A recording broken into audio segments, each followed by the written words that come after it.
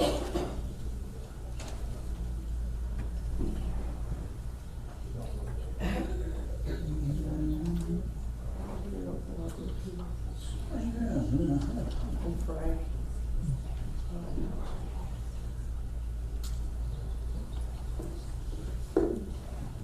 and gentlemen, as we are about to begin our service, will you please turn off all cell phones or electronic devices or place them on silent mode?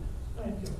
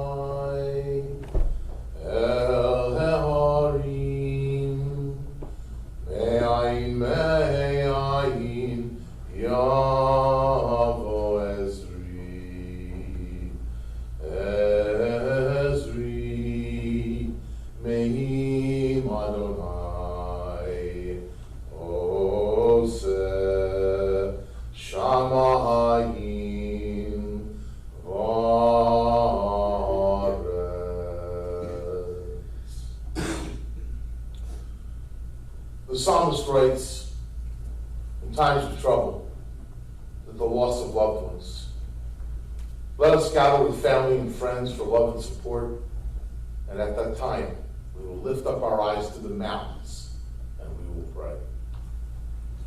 In this time of great sadness, in the sacred hour of remembrance, on this Labor Day weekend in Philadelphia and New Jersey and all the places we're from around here, to close officially the summer season, at the beginning of another Shabbat, Shabbat Rei, a day designed for peace and love and family for week to week, have we been summoned to gather together to mourn the passing of our beloved Joseph Morton Seligman, Yosef Mordechai, who has gone to his eternal home at the precious age of 94 years old.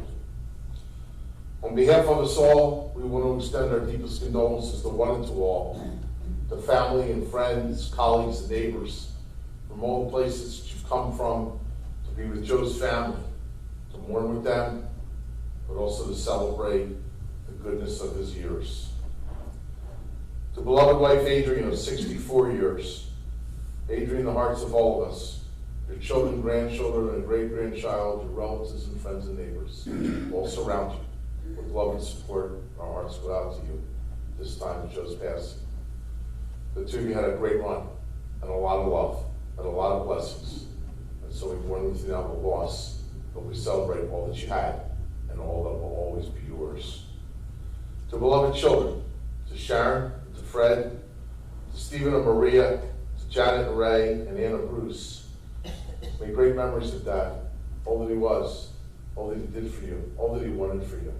Be there for you now and always. We're going to look forward to hearing beautiful stories, precious remembrances from you. And we hope that the best of that will be with you for all of your years. Joe enjoyed the generation of grandchildren. There's Tori and Robert and Maddie and Rachel and Jennifer and Gregory. May great memories of your grandfather forever be with you.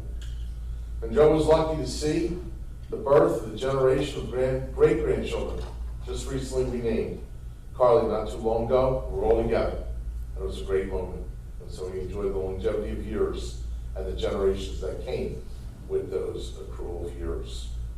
To all the other relatives and friends who are here from near and far, our hearts go out to you at this time of Joe's passing. Eloheinu v'Eloheu Tenu v'Tenu, our God and God of our ancestors. We ask you today to look down upon your children at this time of sorrow and remembrance. We hope that you will strengthen them with all that is good. May the presence of God, strength, and faith, and love, and one day we pray a return to shalom, to peace, be there for one and for all. We know the great help comes from everybody gathered here today. We thank you all for taking the time to be here and doing this great mitzvah of Menachem Avel to comfort those who mourn, and all the friendship and love, all the hugs and kisses, all the well wishes will help get us through to hopefully better days in the future. And finally, we know that probably the greatest source of help will come from the past, because Joe leaves behind an incredible legacy of so much goodness, a good name for all that he accomplished, for all that he was, and his life is truly one to be celebrated. And all of you are the best ones to celebrate it and keep his good name going for years and years to come. Tehei Nishmatot Tzara B'Tzorah Chaim. May our beloved Joe forever rest in shalom and peace. And let us say, Amen. At this time, I want to share with you a passage of tribute to the goodness that defined Joe. It comes to us from Psalm 15. The selection is entitled, The Ish Halech Tamim Ufal Tzedek, a good and upright man. For all that was great about Joe, for all that he accomplished in the community, at work, in the neighborhood, with all the circles that he visited, with extended family, and especially immediate family, all of you. We celebrate all that he was and all that he meant to you and will always mean to you with these words of the good man. And we hope that as I read them, maybe some great memories of good times spent with Joe and the family over the years will uplift our spirits even at this most difficult and trying time. Mizmor David, Psalm of David. Adonai mi'agar be'alach u'mishkan bar b'shecha. Dear God, we ask, who shall dwell in your sanctuary, and who shall abide upon your holy mountain? It is the good man, the man who is a blessing to others, the man who wakes up to make the world a better place for the people around him. It is the man who is guided by wisdom, by kindness, by knowledge, and seeks to do better for others all the days of his life. Such a good man will really never pass away, because his goodness has already been implanted within the people that he loved and that he knew, and that will continue to blossom and serve you well as the years unfold. These are words that you don't buy, but you have to earn with the person that you were. And Joe represented and exuded so much goodness and so much achievement. We hope all that will serve us well as we remember all that he accomplished and all that he was, and may the best memories of him be in our hearts forevermore. We now continue with the words of Psalm 23. Traditionally read when we lose our loved ones, we read this because the psalmist presents us with a message that is much needed, a perspective that can be so helpful. The psalmist reminds us that we've come from better days, and we hope to get to better days. But in this time, when we feel the spiritual darkness that lies between two lights, may all the good things we talked about and all the love and hope and strength in the room serve us well to get us through the days of mourning into the future. If you know the English when I get there, please feel free to join along if you'd like. Mizmor David, Adonai Ro'i L'Afsar, Bino Teshiar Tzeni, Amen V'chotin Aleini. The Lord is my shepherd, I shall not want. God has me lie down in green pastures, and he leads me beside the still waters. He guides me on paths of righteousness, and he revives my soul for the sake of his glory. Yea, though I walk through the valley of the shadow of death, let me fear no harm, for you are with me. Your staff and your rod, they do comfort me, for you have set a table in sight of my enemies. You anoint my head with oil, my cup overflows. Let goodness and mercy follow me all the days of my life, and I shall abide in the house of the Lord forever. When we are lucky, we realize that the sorrow and sadness that we feel in our hearts is but a reflection of the love and a lot of goodness we have known. And that is certainly the story today. And so we are honored to have family and a dear friend share with us beautiful memories and thoughts to celebrate Joe's life. And in celebrating Joe, we celebrate his family, and we really celebrate everybody gathered here today. And so may you all be blessed with good memories as we remember this good man. First, I'm honored to call on to represent the children, Sharon and Ann, if you would come join us.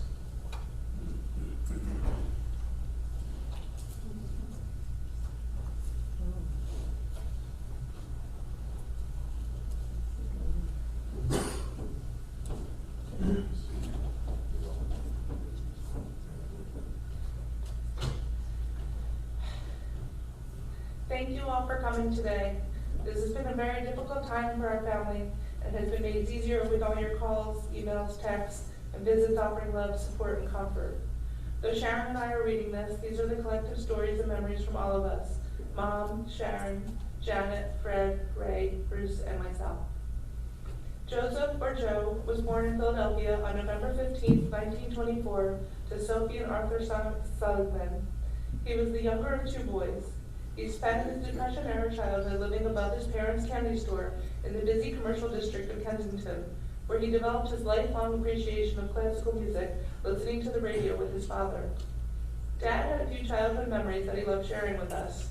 When he was only 6 years old, a fellow 6-year-old friend asked him if he wanted to go with him to visit his grandparents. Neither one asked permission from their parents, and off they went, taking 2 trolley cars and a subway to get there. When they arrived, their parents were promptly called. While waiting to be picked up, they were invited to eat dinner. When Dad saw tomatoes on his plate, a food he did not like, 6-year-old Joe quickly said, "I'm allergic to tomatoes, and I'm only allowed to eat them once a day, and I've already had them today." Quick and creative thinking. When Dad was a little older, he and his father were at home in Hardett's, a chain no longer in existence, having a quick meal. His father had to get back to the family candy store, so he left Dad alone to finish. Dad noticed that his father had left some change near his plate. Thinking it had been left there by accident, and knowing how every penny counted in those days, he scooped it up and brought it home. Feeling as if he had done a good deed, he was delighted to learn about what a tip was, and was quickly sent back to replace the money. Dad was a generous tipper from then on. Dad thrived on knowledge and learning and was accepted into the prestigious Boys Central High School, which required him to take an hour trip each way on the trolley and subway every day for classes. During his high school years, he became a small-time bookie, taking sporting bets. It wasn't because he was into gambling. He was just bored in school and needed to create his own action. After graduating at age 17 in 1942, like many boys of his generation, he enlisted in the military, but he was only able to complete 2 semesters at Drexel University before his academic career was interrupted when he was called into active service in the Army Air Corps during World War II. Following basic training in Florida, he qualified to continue on to radio operator and mechanics school in Illinois. After completing his courses, he set sail for England on the Queen Mary, enjoying first-class accommodations, sleeping in bunks stacked 6 high in the empty swimming pool. While he was in training, one of Dad's traits set him apart from his comrades. As we all know, Dad was a slow eater, which is why we all came to affectionately call him Slow Joe. During his Army days, his company could not leave the mess hall until everyone was finished their meal. All eyes would be on Slow Joe, willing him to eat faster so they could move on. But their stares didn't faze him. He continued to eat at his own pace. Dad followed the invasion forces through France and into Germany, supporting the 442nd Troop Carrier Command, where he served as staff sergeant until the end of the war. He was honorably discharged from service in December 1945. Upon returning home, Dad resumed his college education and graduated from Drexel University with a Bachelor of Science in Electrical Engineering. Taking full advantage of the GI Bill, instead of immediately joining the workforce, he indulged his love of learning and attended the University of Pennsylvania for an additional year, taking courses in literature and philosophy, his true interests. Dad enjoyed writing and in fact was pretty good at it. He submitted an essay which won an award of $100, a lot of money back then, from the New England Writers' Convention. He was the only non-published author to win an award that year. In November 1953, Dad met Mom on the infamous blind date. This story has become Seligman family lore. Dad had been dating quite a bit in the early 1950s. He wanted to meet a tall woman. A friend of Dad's, who was dating a girlfriend of Mom's at the time, obliged by setting him up with 5'8" Adrian. Now much desired, Adrian was having a dating flurry of her own, and it wasn't until Dad's 3rd phone call that she was even home to arrange the date. Their first date was to a movie, but not a romantic picture or an action thriller, but a slow-moving documentary about fish, of all things. While Mom, who had already been on several dates that week, fell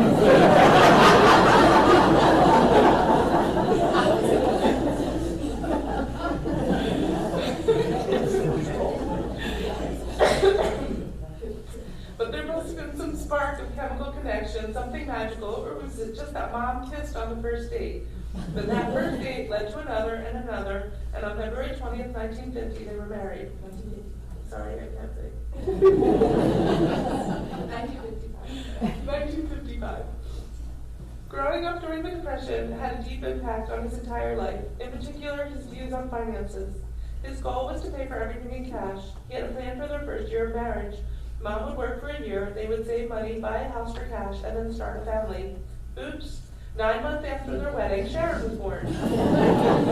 2 years later, Stephen. By then, they were in a house. 4 years after that, Janet, and then 4 years after that, me. When we were young, Dad worked, very long hours. Mom insisted we have family dinners every night. We all remember them fondly. It was our way of connecting and staying close, each of us in turn, telling about our day, Dad insisting on hearing every detail. It was at the dinner table we learned the fine art of negotiation and debate, a skill honed in the car, returning from summer vacation every year when he would make us present our case on why we deserved an increase in our allowances. Our dad was a wonderful father, loving, firm, kind, and sensitive. He was always there to listen, offer advice, and would send us newspaper clippings on pertinent issues of the day. The sending of newspaper articles extended beyond just the 4 of us. He would send them to our spouses and to his friends. When Janet, Stephen, and I were little, living in Willow Grove, Pennsylvania, we had a bedtime ritual with Dad. There was a little blackboard on my bedroom wall. Each night he would write a quote from a Shakespeare play, and then he would read that section of the play to us, acting out all the various roles. Afterwards, he would tuck us in our beds, making us comfy cozy, where all the blankets would be tucked into our bodies and we couldn't move. And then he would rub his end-of-the-day beard on our cheeks, and we'd squirm and shout, "Stop!" loving every moment of it.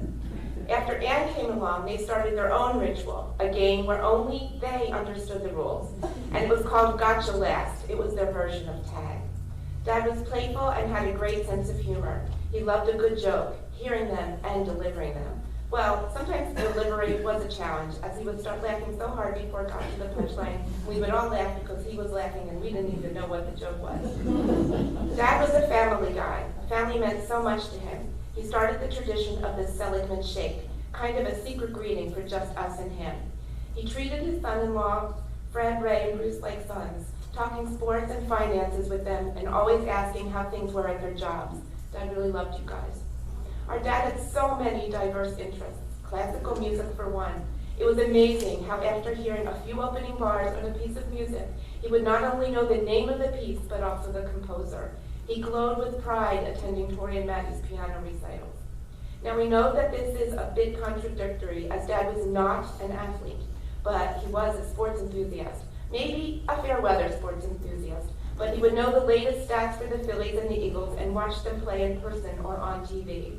As kids, we were of course encouraged to get good grades, not only because our parents wanted us to do well, but also because the Philadelphia Inquirer offered free tickets to Phillies or Sixers games for students who received all A's. We each in turn got to go with Dad. Dad's enjoyment of watching a sporting event continued with him coming to every game his grandchildren were in, from basketball to soccer to softball and more. Speaking of his grandchildren, oh my goodness, as newborns he would wonder, what are they thinking? And marveled as you would grow. Providing for his family was his priority, and with all the demands of his career, he regrettably wasn't around as much as he would have liked. But boy, did he make up for it when his grandchildren came along. Nothing you did, big or small, was less than incredible and genius material. Though he hid it, Dad was a pretty emotional guy. He would get a funny smile and laugh when he was trying to cover up that his eyes were filled with emotion and pride. He loved spending time with you, so much that he would always tell us never to hesitate if we needed a babysitter. He and Mom would be right there, that they were available anytime. And they were, though he would sit and enjoy all of you while Mom did all the work. He loved his children and grandchildren deeply, and we felt it every day. And friendships meant a lot to him as well. He and Mom had friends that they made when they were first married. Friends we have called aunt and uncle, as they were part of our lives as much as our real aunts and uncles. Many of their lifelong friends are here today. To get back to Dad's professional life, his first postgraduate job was a short stint working for the city of Philadelphia.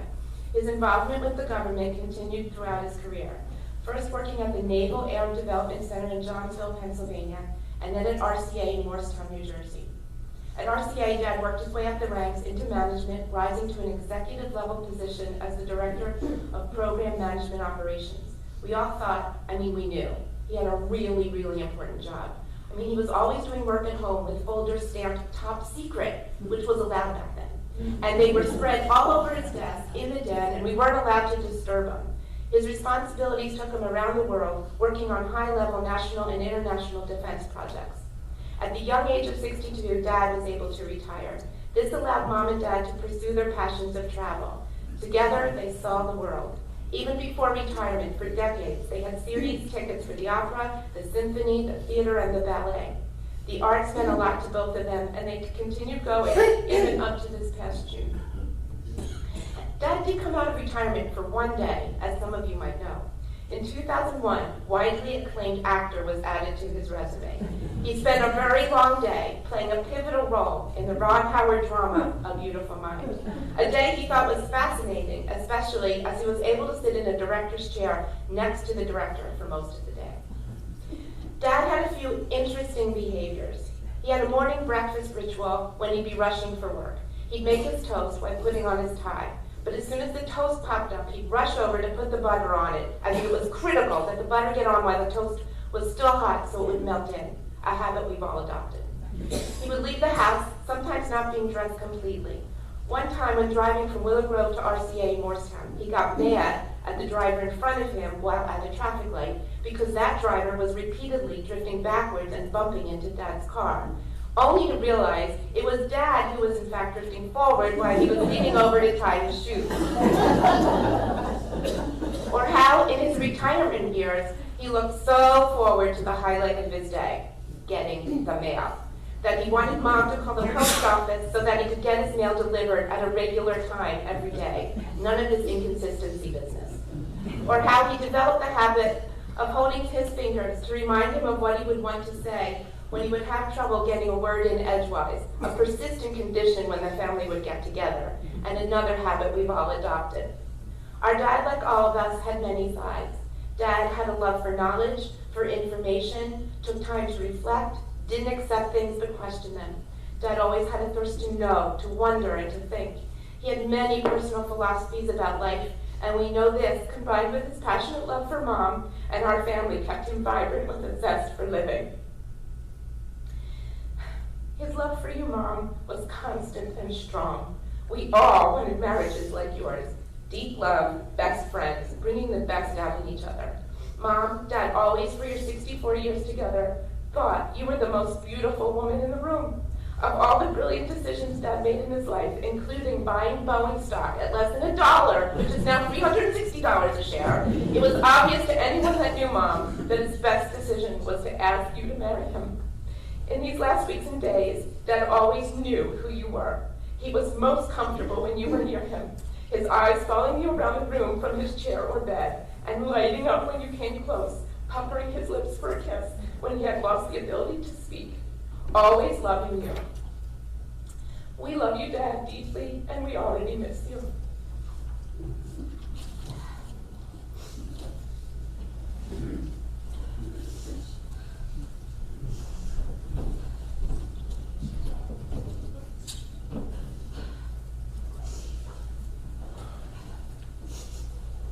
Sharon and Naomi, thank you for celebrating Dad's life with all of us, with so many memories that everybody joins in and appreciating. And Ray, we'd like to invite you to come join us now.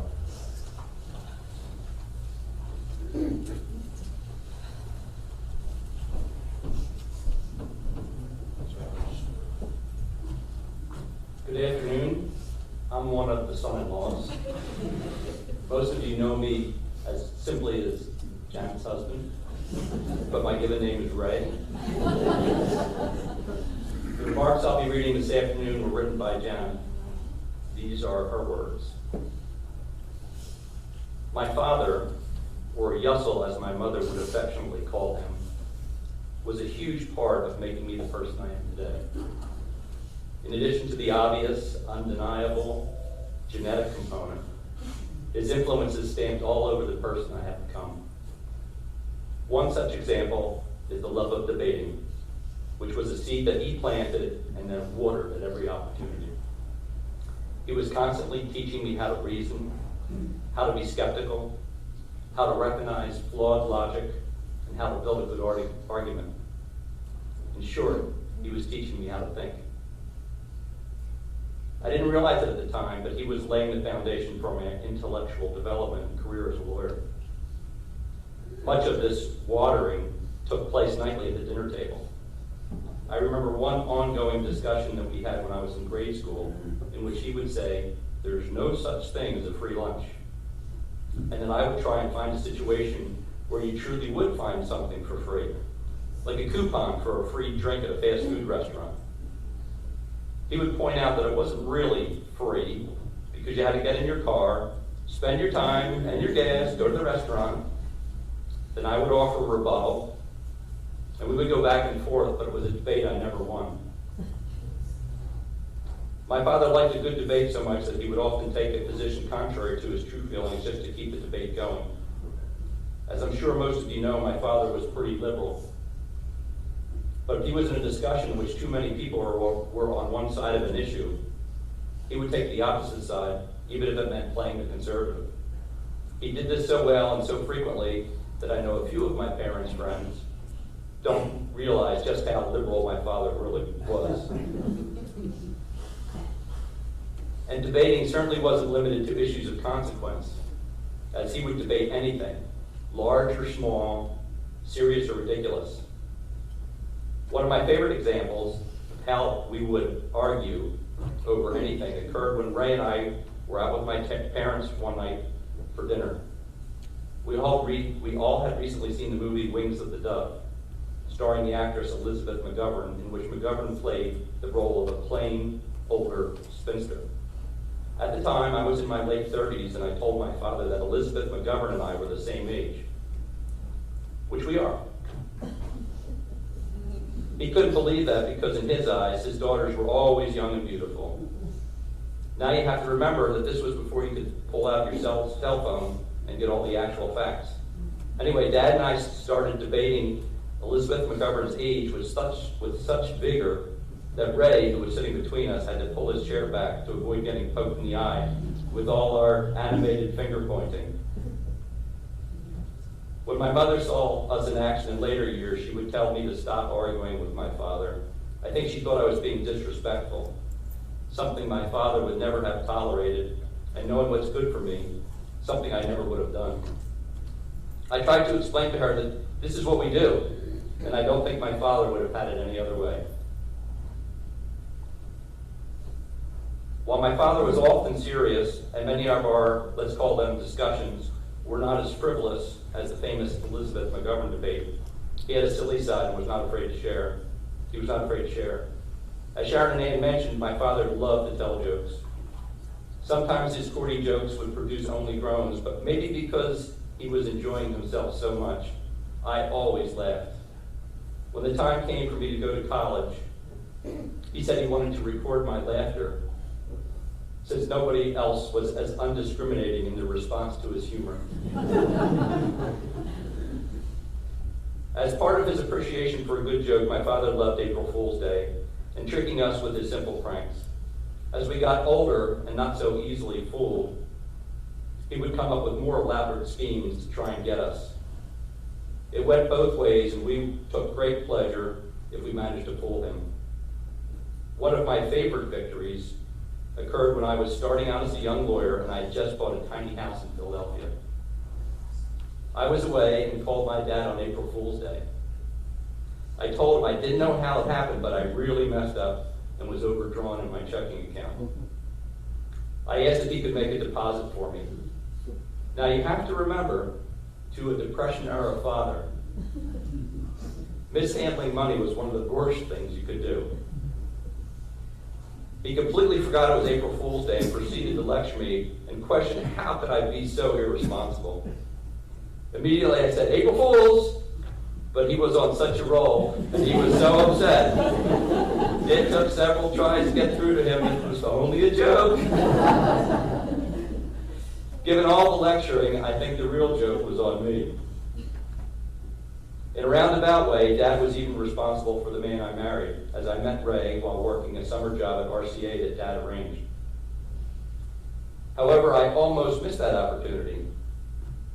Between all the debating and laughing going on at our dinner table, encouraged by Dad, mealtime at the Seligman household could get pretty rambunctious.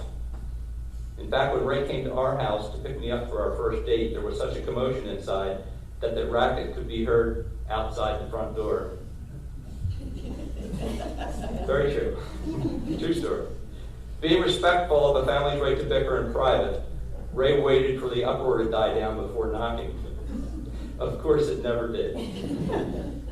Luckily, he finally gave in and knocked anyway, or we might have never gone on that first date. Ray quickly learned to be less surprised by the noise that accompanied the normal dinner at our house. There's an additional side of my father that I didn't fully appreciate until I was an adult, and that was his sensitive side. A side men of his generation didn't readily show. When I was about 10 years old, I got a new pair of school shoes. They were so cool. Red, white, and blue suede.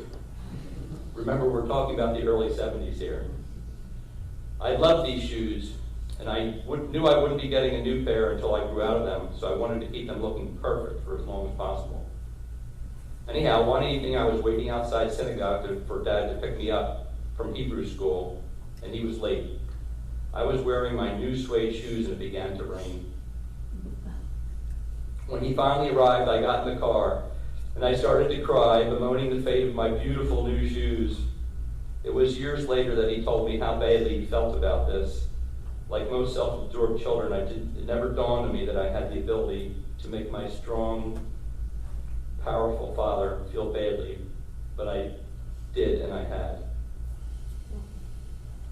I don't remember my father saying I love you a lot when I was growing up, but he showed it in many ways, and I always knew I was loved. I will miss my father for the rest of my life. The man he was, the things he taught me, the twinkle in his eye when he was being mischievous, and the love he bestowed on me. To his family and his friends, he will be remembered for his intelligence, his sense of humor, for his love of the arts and fine music, but to me, he will simply be my father.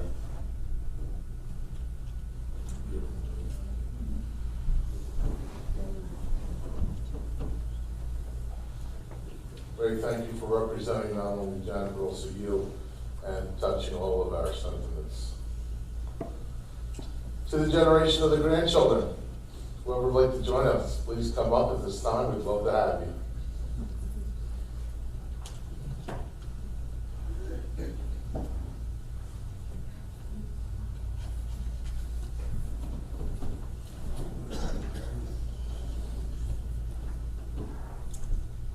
For those of you who don't know me, I'm Tori. I'm the oldest grandchild. He has achieved success, who has lived well, laughed often, and loved much. Well, Papa, you certainly achieved success. You had a full life, you loved to laugh, and you were very loved. One of my earliest memories in our relationship was when I was really little. You asked me how high I could count. Being young, I put one hand on top of the other until I got to a point where I couldn't reach. So I said, "This high, Papa." I remember many sleepovers, the fun of coming into your bedroom early in the morning and jumping on your bed to wake you up. Our numerous games of ping pong, where the goal was to see how long we could keep a volley going, and then dancing around the ping pong table when we would beat our previous record. We shared a love of classical music. You and Mom attended all of my many piano recitals and were in awe of the challenging pieces that I selected. When I was living in Philadelphia, I would meet you and Mom after work for a delicious meal, of course, and then go to the chamber music concerts. And then there was our shared interest in sports. When the Phillies won the World Series in 2008, you collected and saved newspaper articles for me to always remember this win. I still have them. I cannot remember a moment in my life where you were not there. You were there when I was born, wondering what I was thinking and what I would be when I grew up. At my bat mitzvah, beaming with pride. When I graduated college, in awe not just of my accomplishment, but also of just how much food there was at the dining hall. At our wedding, smiling from ear to ear, and at the birth of our daughter, Carly, your great-granddaughter. The joy and happiness in your face as you interacted with her will forever be a memory for me.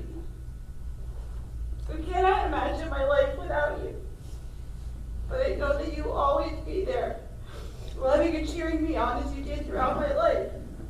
I love you so much, Papa, and I will miss you tremendously. If Carly's Papa can be half the Papa you were to me, then she will be one lucky little girl. I love you always and forever.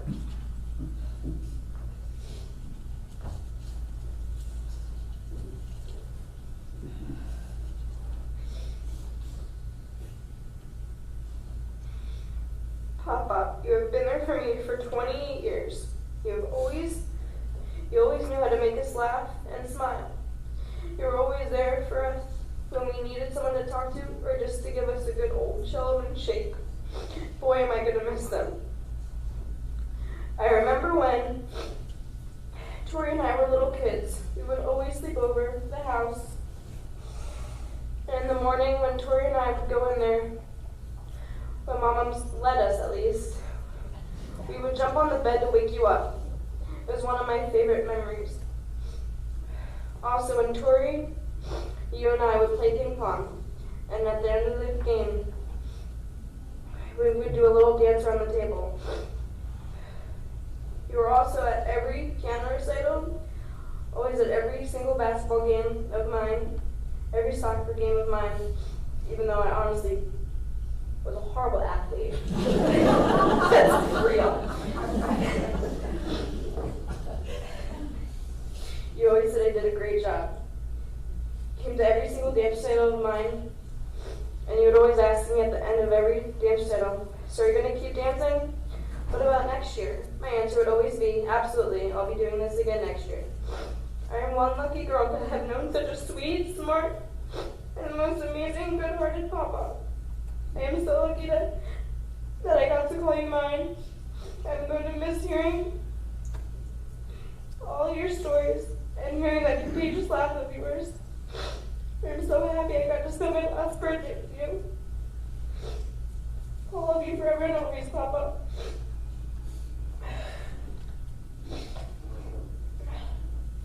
Watching you in your final days was one of the hardest things I had to do, but I'm just so happy you're no longer in any pain. You were an amazing pop-up to all of us. I will hold on to the memories forever, and you will live on in us forever. I love you so much, and I miss you already.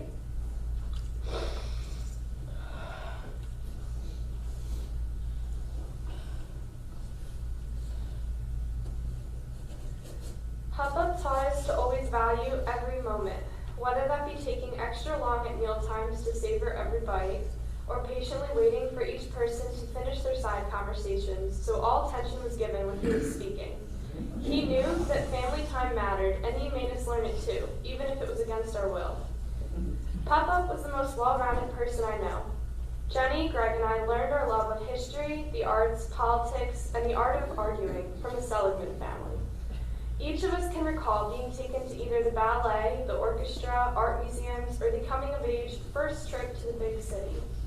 Jenny will never forget when they took the subway for the first time and Papa was accidentally left behind. She cried and cried, thinking they had lost him forever, forgetting that he was a grown man who could simply catch the next ride. We always recount his World War II stories, such as when he was at the movie theaters in London and didn't realize that the bomb noises were happening in real life and not just in the movie, or how he was grounded from flying in the planes just before D-Day, saving his life. We knew that he was meant to live, and he surely did go on to live an adventurous life. I have countless souvenirs that Mama and Papa brought back for me in the top shelf of my room. I never realized how much my desire to see the world stemmed from their influence, and I know my sister can say the same. Papa was not just our grandfather, he was our friend. He loved to play games with us and was always telling jokes, which we always laughed at, even if it was just because of how funny he thought he was. He taught us all types of card games. He made up his own songs for the holidays, and he was always trying to make us laugh from across the table at family meals. even if it wasn't appropriate. I know my family will never forget when Mom and Papa showed up to our house in costumes on Halloween and we had no idea who they were. He loved to make us smile and always encouraged everyone to be the best versions of themselves. We will miss him so much, but this earth is so lucky to have had him for 94 full years. We love you.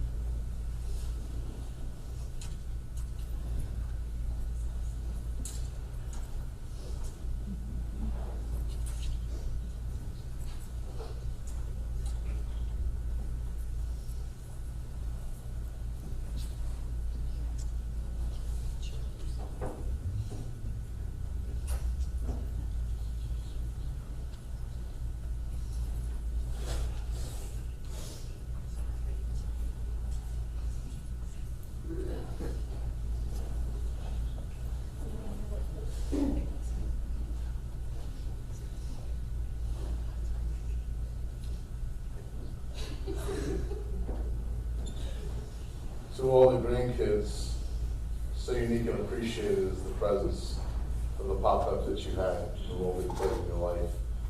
Enjoy the good memories, cherish them. Maybe one day, who knows, maybe it'll be mom-ups and pop-ups of your own. And you get a chance to see it from the other side and give all the love to others as you receive from your pop-up Joe. Thank you for sharing your hearts with us. And now we'd like to call upon dear friend, Dr. Richard Demeroff, to come join us.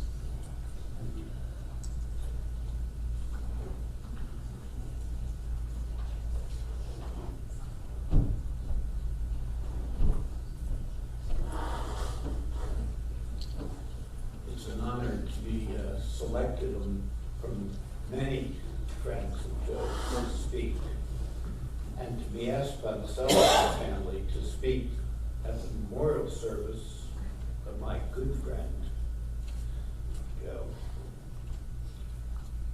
Early in his life, he was influenced by a family friend, Leopold Stokowski, and that began his passion of music when they would listen to the radio and listen to the classical music, which he shared that love with his father, Leopold Stokowski, a great conductor and a towering figure in Philadelphia history. And as was mentioned earlier, Joe had an older brother, also at Central, and he and Joe opened a sports betting book, the profits of which financed his trips to the Philadelphia Hawks.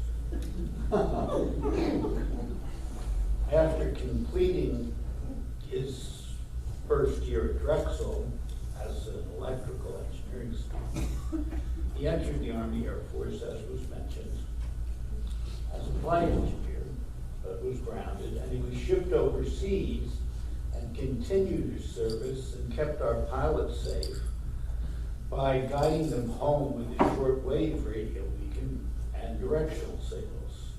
And when there were no planes flying, he just listened to the British Broadcasting Company. They programmed their classical music 24 hours a day. So while Joe was on duty, there were no planes incoming. He was listening to Mozart and listening to Brahms. I was asked not to mention too much about his accomplishments, but I think that two bear merit. One is that he kept our country safe by his very diligent work on the distant early warning system. And he made our country proud by his electrical work on the lunar module, which took up years of his life and was successful in bringing the astronauts to the moon and bringing them home safely.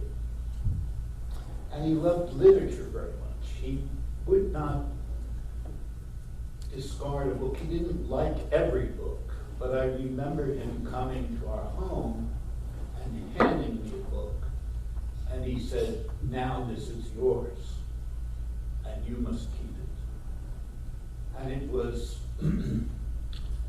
Palin's autobiography, because he didn't want to own it.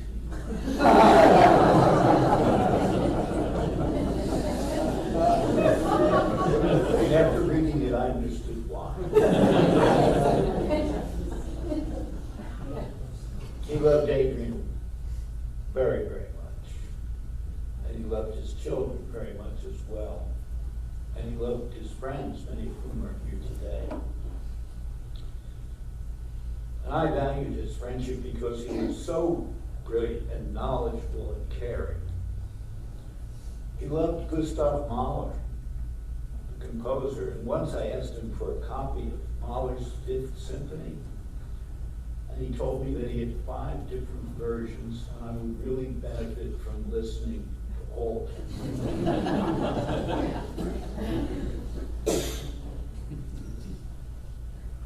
Joe, I will miss you, as will everyone gathered here today. But like the eternal candle, your memory will shine like a good deed in a naughty world forever. Baruch Hashem. Thank you.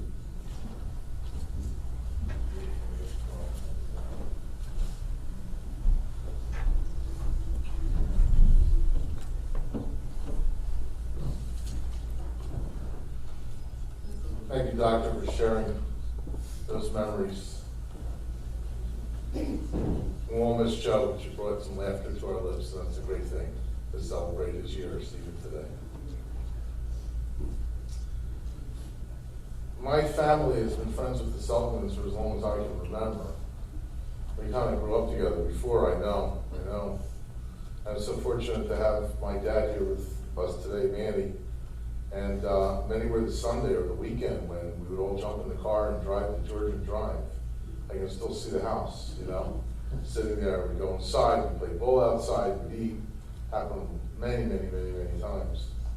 And then as we got older, and before we got together, we so enjoyed each other's company. You were a defining part of our lives in terms of friends, lifelong friends.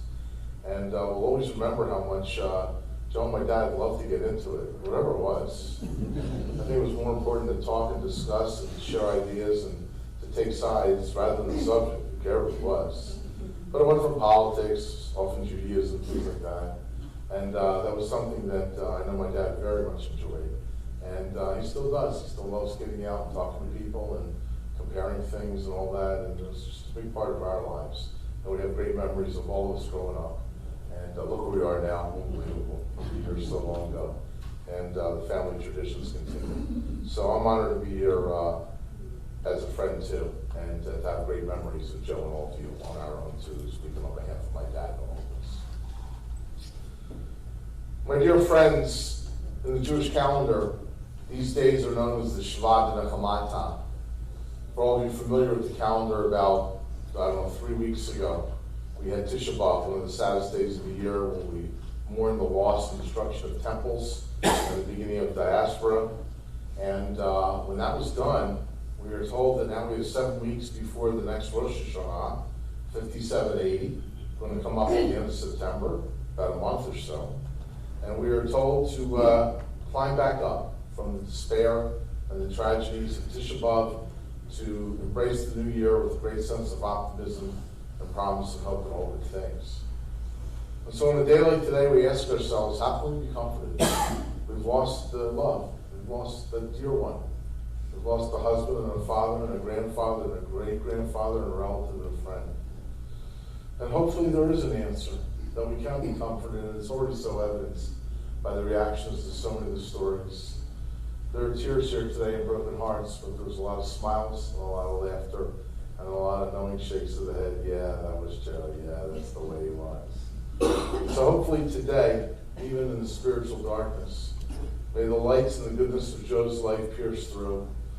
May we celebrate his longevity in years. 94, not a bad number to enjoy. So many people don't get anywhere near that.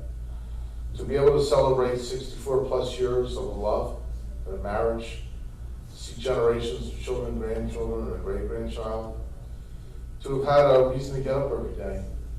During the war, to have served our country so well. The presence of the American flag right here is testament to Joe's service, and for everyone who's ever put on a uniform. We thank them for all that they did, and we wish Godspeed to our troops still serving. They shall come home soon in peace to their families. To be able to get up and go to RCA for so many years, and to use his head and his heart to make our country safer, and the world safer, and bring people home safe, there's nothing greater you can do, tied among so many equal other pursuits. And to have enjoyments of literature and classical music and connections to Judaism and community. All this is truly celebrated. It's a full life, a meaningful life, a long life with many blessings, and hopefully, even in this time of sadness, all that will bring us some comfort. Because so many people don't enjoy anywhere near that. And not only did Joe enjoy it, but you all shared it, and now you all bask in the fruits as it blossoms. And we hope that his presence and his inspiration will always be with you. We hope that you will always feel his love and his spirit, and may you continue to live on in the best of places, and precious memories, and in your hearts.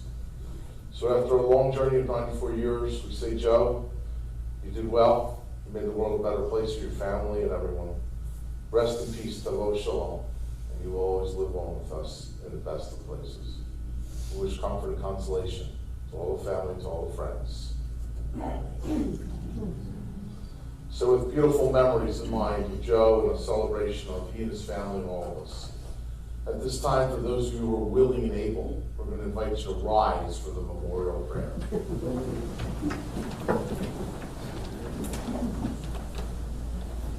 El Molei Rachamim, Shochen V'Amromim, Hametzei Menucha Nechona, Tachat Kanfei HaShechina, B'Ma'alot Kedoshim U'Tohorim, Kezohar Arakia Masirim, Et Nishmat Yosef Mordechai Ben Sarah, Shalach Le'olamo. Beganin Tei Menuchato, Anabal Rachamim, Astireo B'Seiter Kenafecha Le'olamim, Utzror B'Torah Chaim Et Nishmato, Adonai Unachlato, V'yanuach B'Shalom, Al Mishkavo, V'nomar, Amen. Dear God, we ask you to be the tower of strength and compassion for your children in this time of sorrow. And we ask that you grant perfect peace among the sheltering presence of all those that you care for in eternity. To the soul of Joseph Morton Seligman, who has now entered your domain in the hearts and minds and love of everyone who has known him. Today, amidst our sadness, we give thanks to be able to recall so many of the worthy and the righteous, the loving and the selfless deeds that Joe accorded to the world and to the people he loved so closely for all of his years. May he rest in peace, and let us say, Amen. You may be seated.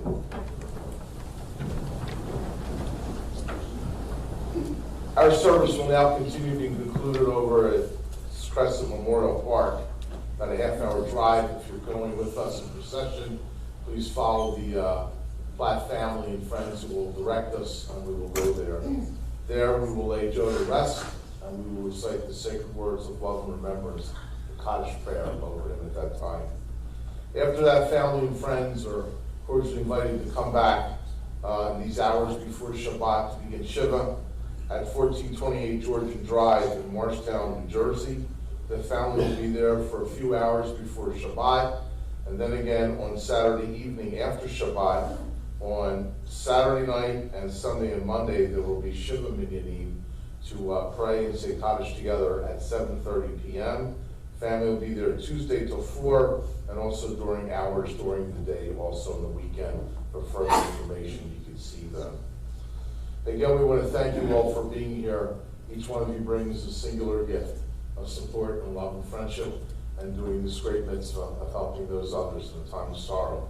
May we all help each other through the worst of times And may all the people that you see today and that you will see in the days and weeks to come bring you comfort as we march forward towards the new year.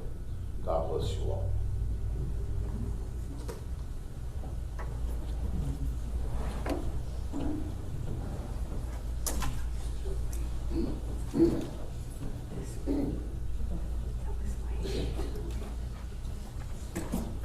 Now, we have the poll girls, please.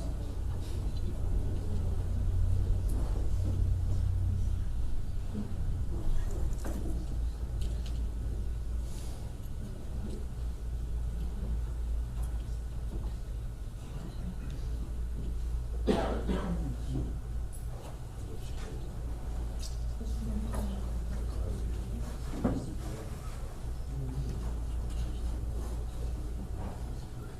I ask you to rise once more, please?